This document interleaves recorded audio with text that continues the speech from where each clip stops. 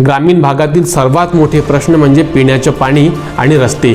जिल्हा परिषदेमार्फत पाणी पुरवठा योजना राबवल्या जातात, तसेच गावांना जोडणारे लहान रस्ते आणि पुलांचे कामही जिल्हा परिषद करते। पण गोंदिया जिल्ह्यातील काही भागात आजही पावसाळ्यात रस्ते चिखलात बदलतात। काही गावांमध्ये तर आजही लोकांना पाणी आणण्यासाठी किलोमीटर चालावं लागतं। गोंदिया जिल्ह्यातील देवरी तालुका हा अतिदुर्गम भाग म्हणून ओळखला जातो। हा भाग जंगलांनी वेढलेला आहे। इथल्या अनेक गावांमध्ये पोहोचणं आजही अवघड आहे। काही गावांमध्ये अजूनही नीट रस्ते नाही, आरोग्य सुविधा नाहीत, शिक्षणाची साधनं अपुरी आहेत। ही परिस्थिती पाहिली तर अक्षरशः डोळ्यात पाणी येईल।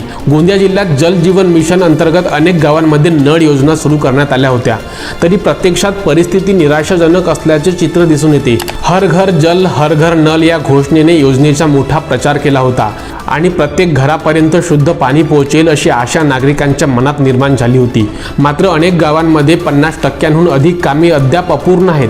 काही ठिकाणी पाण्याची टाकी उभी आहे, तर काही ठिकाणी विहीर नाही, तर काही ठिकाणी विहीर तयार झाली तर नळ जोडणीच नाही, अशी विस्कळीत स्थिती पाहायला मिळते।